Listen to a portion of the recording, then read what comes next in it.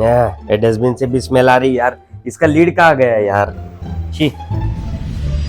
Idea. आप भी ठीक करके देता हूँ। चलो मेजर करते हैं इसका डायमीटर। तो चलो अब बनाते हैं हमारा 3D प्रिंटेड डस्टबिन लीड।